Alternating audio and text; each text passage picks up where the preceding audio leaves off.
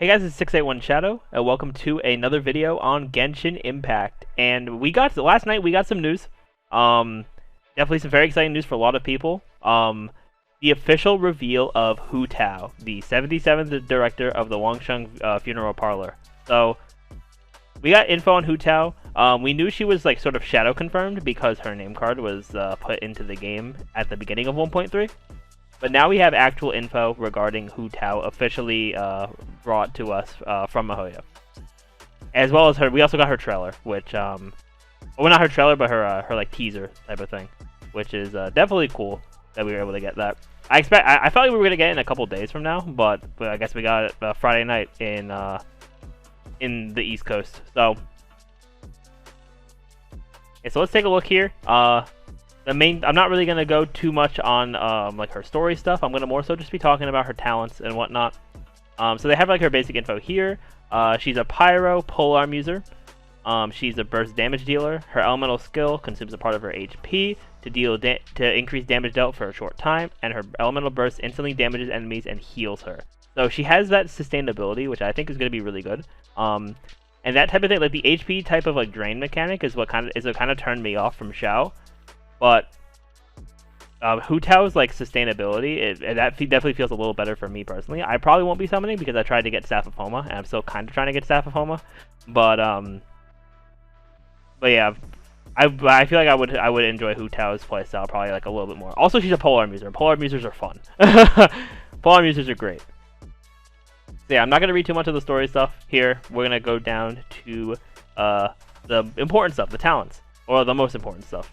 So, first off, we have her normal attack.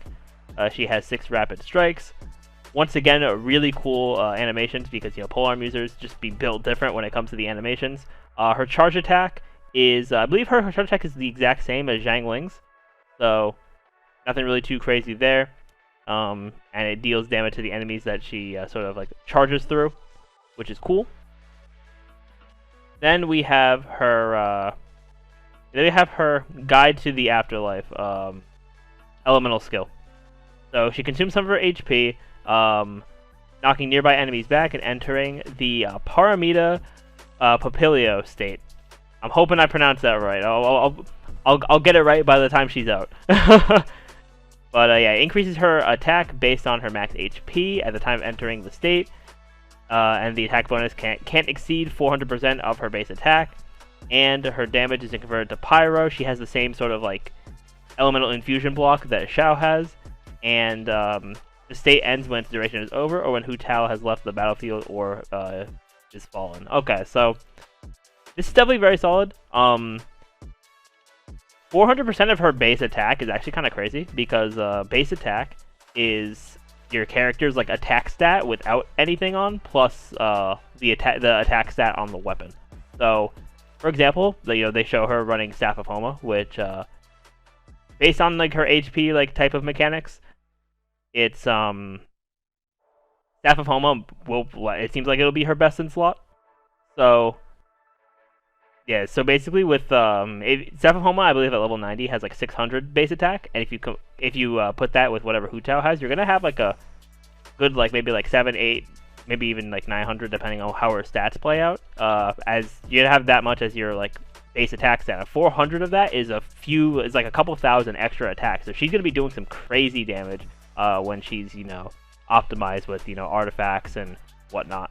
So she's definitely gonna be a really solid DPS with this type of thing, as well as that sustainability. So like you can use a healer, which will help her, but even without a healer, she still has a sustainability. I'm interested to see how that's gonna play out though, for when she drops.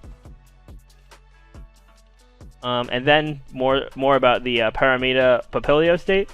Her charge attacks apply the Blood Blossom effect to enemies that it hits, and the Blood Blossom effect, it's basically like Child's Riptide. It deals pyro damage every 4 seconds, and it's considered elemental skill damage. And yeah, each enemy can only be affected by the effect once at a time, and its duration may only be refreshed by Hutao herself. So, just some like chip damage there. Yeah, if you understand how Riptide works from Child, it's the same principle, honestly. It's just a Pyro variant of it. And then we have her Elemental Burst Spirit Soother. So Hutao commands a Blazing Spirit to deal pyro damage and a large AoE, and upon striking the enemy, she gets she regenerates a certain percentage of her HP. I assume that percent will probably go up as she upgrades the talent, which can definitely be good. And the effect can be triggered for up to 5 times based on the number of enemies hit. And if Hutao's HP is below or equal to 50%, both the damage and HP regeneration are increased. So, yeah, okay, that last part is actually really good because she's gonna be able to increase. Yeah, she's gonna be able to heal at a very good margin. Even like I feel like even without that, depending on like what percent, like how much the scaling of the healing is with talents. Oh yeah, I would say like a good baseline is like talent level 6. But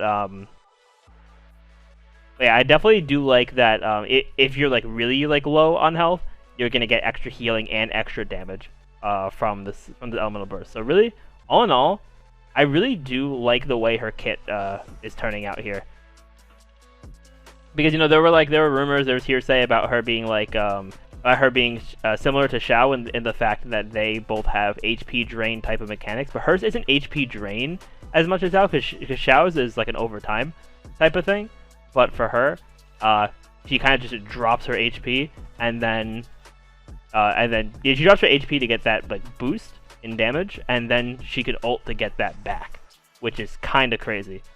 But yeah, those are just my thoughts on Hutao. I wanted to make this video, letting you guys know, because this is kind of like breaking news, because it's now like an official type of it's now an official announcement of her. I really am gonna be interested to see how she's gonna play. When we have more official info regarding like her banner and stuff like that, I'll be making a should you summon video and all that fun stuff. So if you want to see more of that, and if you enjoyed the video, be sure to leave a like. Let me know in the comments what you think, and subscribe to the channel for more content. But with that, guys, thank you all so much for watching, and I will see you all next time.